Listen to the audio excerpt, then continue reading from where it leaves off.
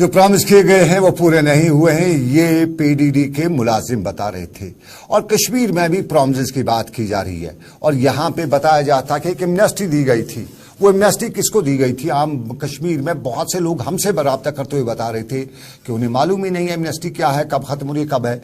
महकमे बिजली के हवाले से सवाल उठा रहे थे। जरा फैसल के पास चलते हैं। फैसल, आपसे बहुत से लोग मिले, बहुत से लोगों ने आपसे बात की और इस बिजली डिपार्टमेंट की एमनेस्टी की बात की। अब माना बिजली के लाइनमैन जो है स्ट्राइक पे जा रहे हैं, हड़ताल पे जा रहे हैं, लेकिन एमनेस्टी के मामले को लेकर कितना लोगों में गम गुस्सा है, कहते हैं कि हम जानते भी नहीं है।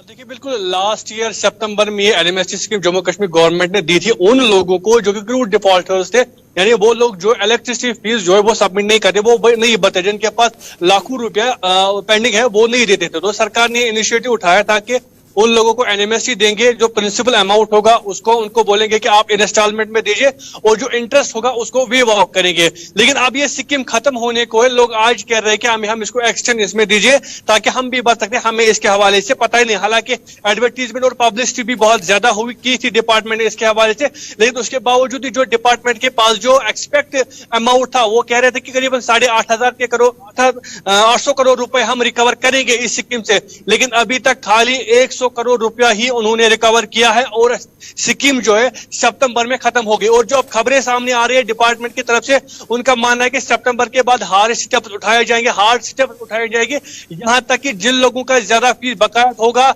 उनकी इलेक्ट्रिसिटी भी कट की जाएगी, उनको इलेक्ट्रिसिटी कनेक्शन नहीं दिया जाएगा। लेकिन वही जब लोगों से बात करते हैं कि इस तरीके से स्कीम सामने आई है तो वो कहते हैं कि हमें पता ही नहीं है, और वो मुतालबा कर रहे थे उसको थोड़ा 1 और साल दिया जाए ताकि हम भी फी भर सके और इस स्कीम का फायदा उठा सके। वही जम्मू की बात करें, जम्मू में इसका रेस्पॉन्स अच्छा रहा, वहां के लोगों ने फायदा उठाया, वहां जो क्रूड डिफॉल्टर्स से जिनका पैसा ज्यादा बकाया था उन्होंने चलिए फैसल, बहुत शुक्रिया। जम्मू में लोगों ने फायदा उठाया, कश्मीर में नहीं। बहुत बहुत शुक्रिया फैसल जानकारी देने के लिए। हम बिजली की बात करें तो जरा जंगलात की बात करें। जब बिजली की बात आती है तो हमारे यहाँ पावर हाउसेज बनाए गए, उन पावर हाउस को बनाने के दौरान बड़ी तादाद में हमारे जंगलात को काटा गया। सुप्रीम कोर्ट ने उस पर नोटिस लिया और सुप्रीम कोर्ट ने तब अहकाम दिए कि जहां पावर हाउस बनाया जाएगा वहां आसपास में दोबारा जंगल लगाए जाएंगे और उसके लिए पावर बनाने वाली जो कंपनीज हैं उनसे बाज़ाब्ता तौर पे महकमे जंगलात को पैसे भी दिलवाए गए। हमारी ट्रांसमिशन लाइनें जब बिछाई गई, खासतौर पर जब लद्दाख के लिए ट्रांसमिशन लाइन बिछाई गई तो सोनमर्ग के होते हुए बड़े जंगलात को काटा गया। उसकी भी भरपाई के लिए करोड़ों रुपए का पैसा जो है वो पावर कॉरपोरेशन ने जम्मू कश्मीर के पावर डिपार्टमेंट को दिया। लेकिन क्या उस पैसे का सही इस्तेमाल हुआ? क्या वो जंगल जो काटे गए उनकी जगह पे नए जंगलात वहां पे लगाए गए? शायद नहीं।